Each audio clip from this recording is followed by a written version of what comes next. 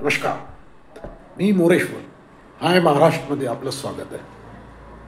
उद्या 28 ऑक्टोबर रोजी राज्यातले हजारो शेतकरी मोर्चाने नागपुरात पोचत आहेत. नागपुरात शेतकऱ्यांचं महाएल्गार आंदोलन आहे.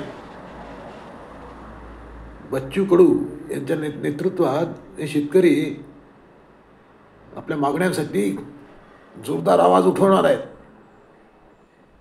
कर्जमुक्ती ही या शेतकऱ्याची मुख्य मागणी आहे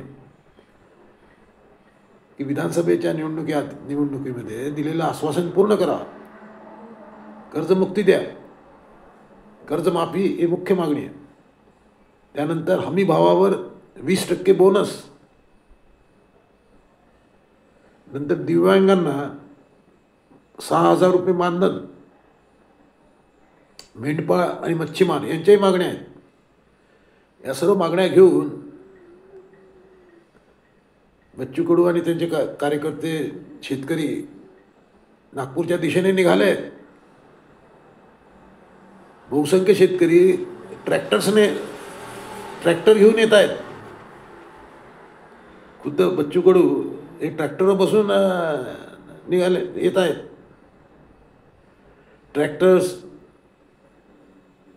ज्यांना ट्रॅक्टर्स नसतील ते बैलबंड्या घेऊन निघाले.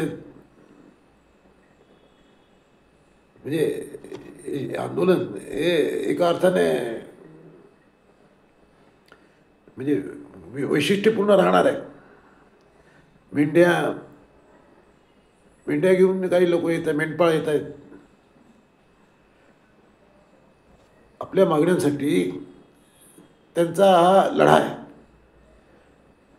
आणि त्यात बच्चू कडू सारखा नेता पूर्ण ताकदीने उतरला आहे. बुटीबोरीजवळ, नागपूरच्या बुटीबोरीजवळ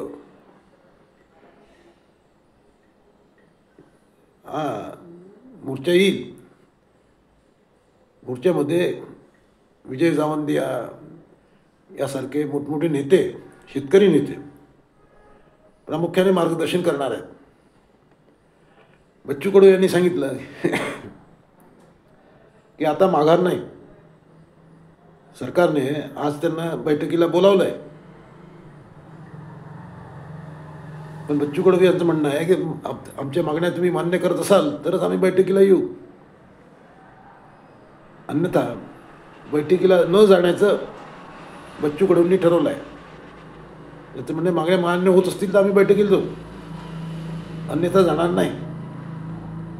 बच्चू कडू एक प्रकारे आपल्या मागण्यावर ठाम आहेत.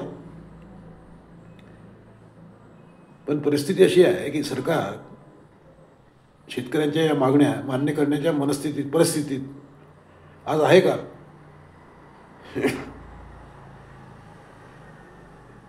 प्रश्न तोच आहे.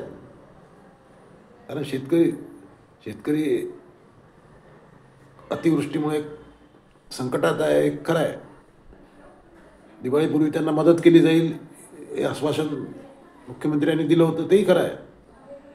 त्यातून काहींना मदत झाली थोड्याफार प्रमाणात. पण बहुसंख्य शेतकरी अजूनही मदतीपासून वंचित आहेत. त्यांना ताबडतोबीने मदत मिळायला पाहिजे हे खरं आहे. पण सरकारच्या तिजोरीत एक प्रकारे खडखडाट आहे. त्यामुळे सरकारच्याही मर्यादा.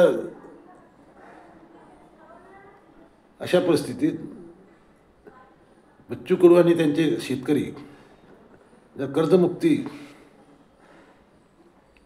यासारख्या मागण्या, म्हणजे ज्या मागण्या केवळ पैसा लावला तरच पूर्ण होऊ शकतात आणि सरकारकडे पैसाच नाही, त्यामुळे आता सरकार, मुख्यमंत्री या मागण्यांचं काय करतात, किती गंभीरपणे हा मोर्चा घेतला जातो, हा खरा प्रश्न आहे. आणि सरकार जर केवळ आश्वासन देऊन या मोर्चेकऱ्यांना निपटवत असेल तर मग बच्चू कडू यांची भूमिका काय राहील?